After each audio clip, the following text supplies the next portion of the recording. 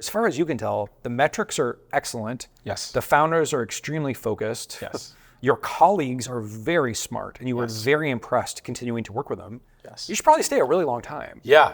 I mean, Like that's rare. kind of what Google looked like, what Yeah. Facebook looked like.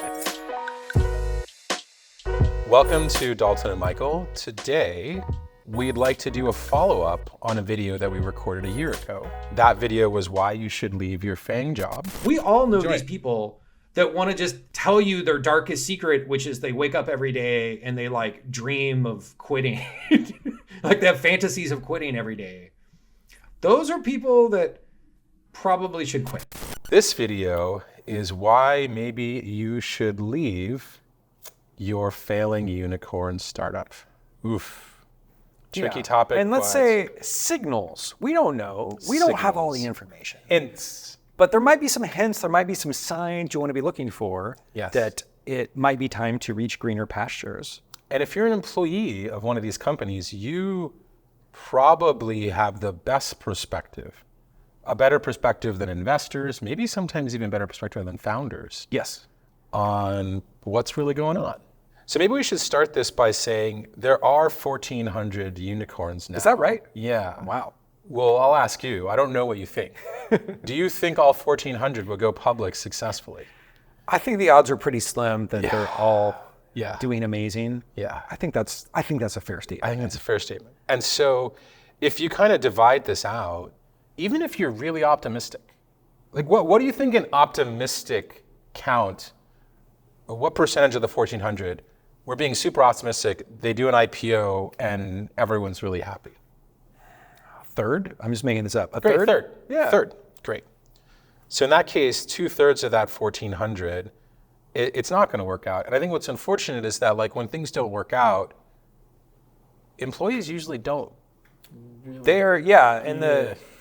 Who takes one for the team? They're usually in the category of people that take one for the team, right? Yeah. And again, like brass tacks here, what this means is your equity, most likely if you joined a unicorn that is late stage, the strike price of your options is going to be tied to the valuation that the company raised at. And so if the company is sold for less, or if it's perhaps overvalued, your options are likely underwater, right? This is just simple fact of life. And often the people running these companies don't love this line of questioning. And so we're just sort of telling you the truth, which is, the later you joined a company, the higher your strike price will be on options. And so the folks that are most likely, most of the people were hired at the end of the, when they became unicorns, a lot of people came in. So the strike prices are very high. Yes. And so, man, you need to be smart. Yes.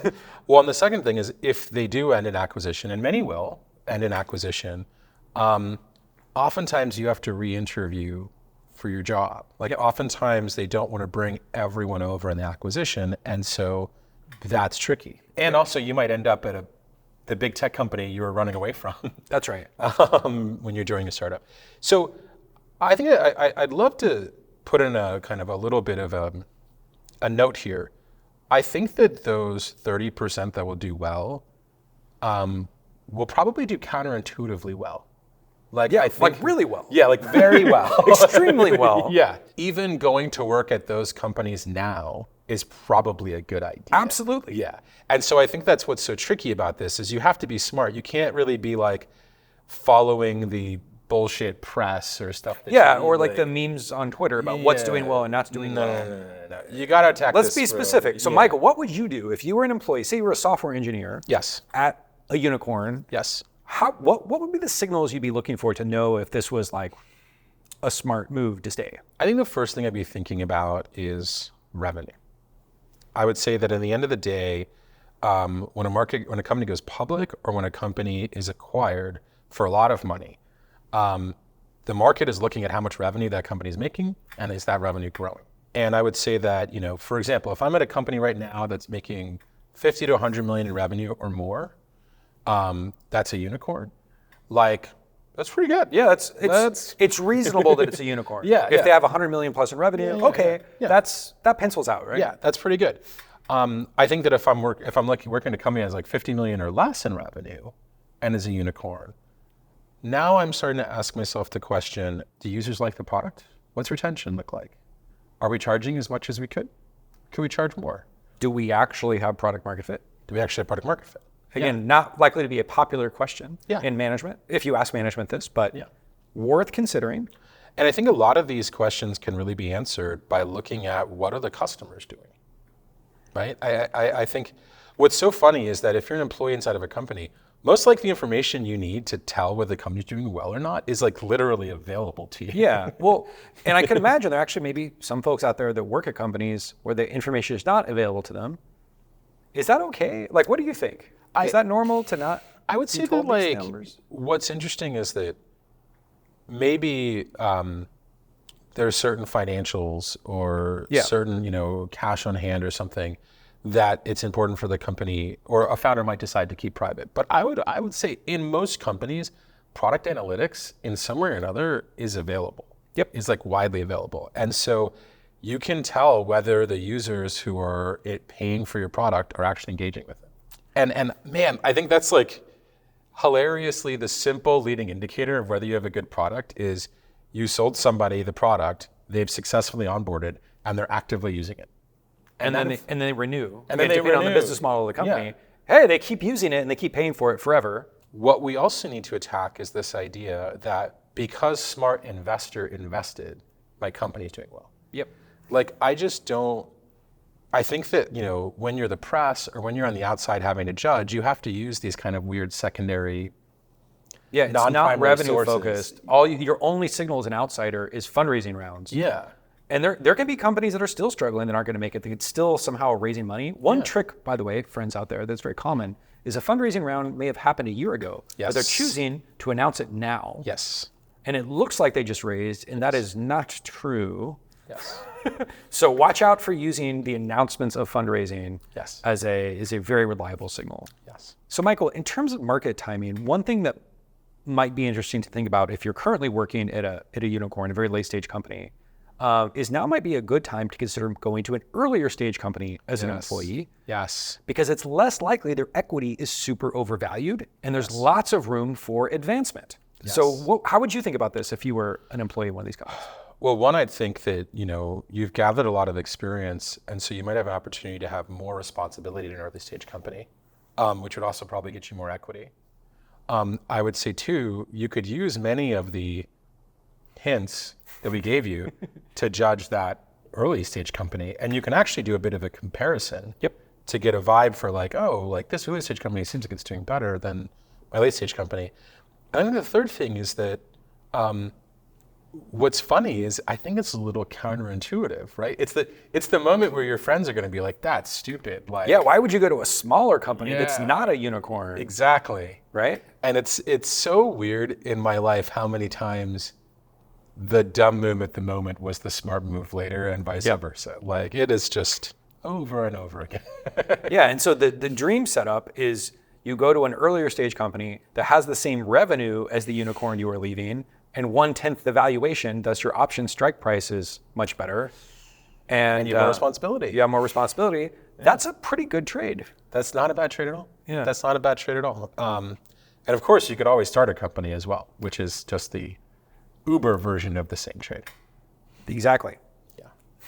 So I think that what I would say is this, is that, this is tricky, right? I think that when we made the video about Fang, fortunately or unfortunately, I think that, Google is going to look very similar 5 years from now as it looks now. And I think that for those of you who are at unicorns, it can really go either way. So you have to be careful, right?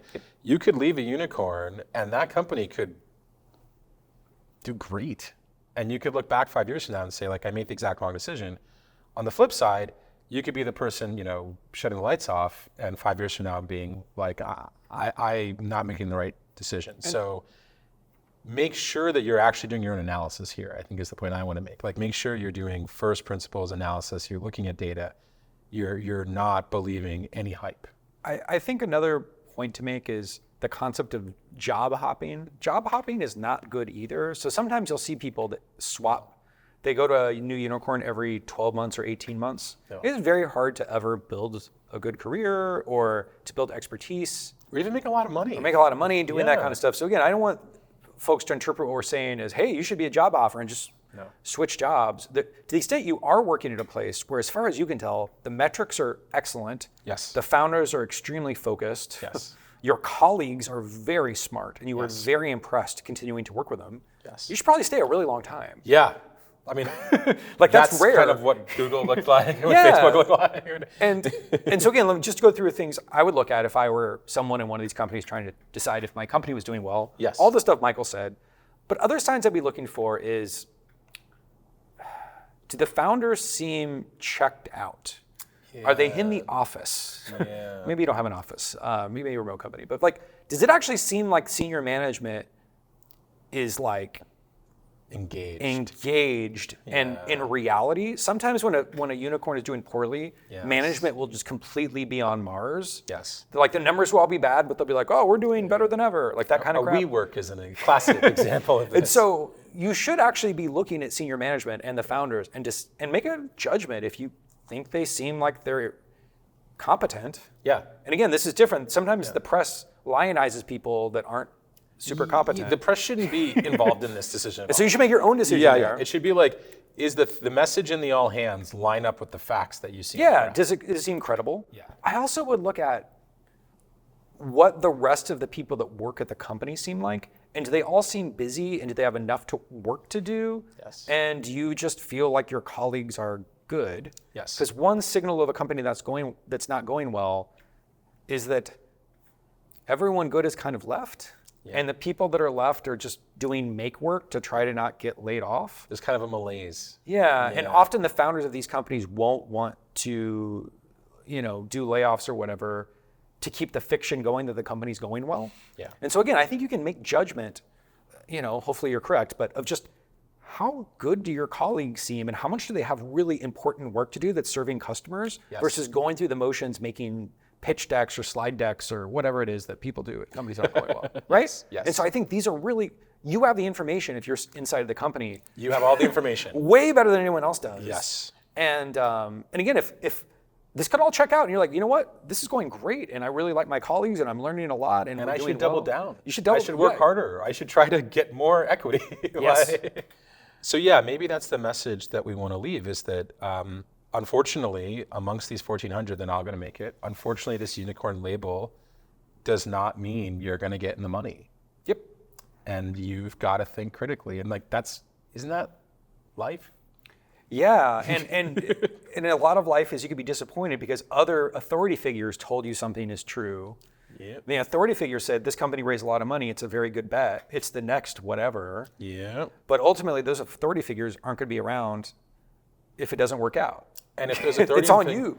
And if those authority figures are investors, they're hedged. Yeah. They're hedged. So maybe do the what's math good yourself. Is every YC unicorn's going to make it. Everyone. Every single one. You heard it here.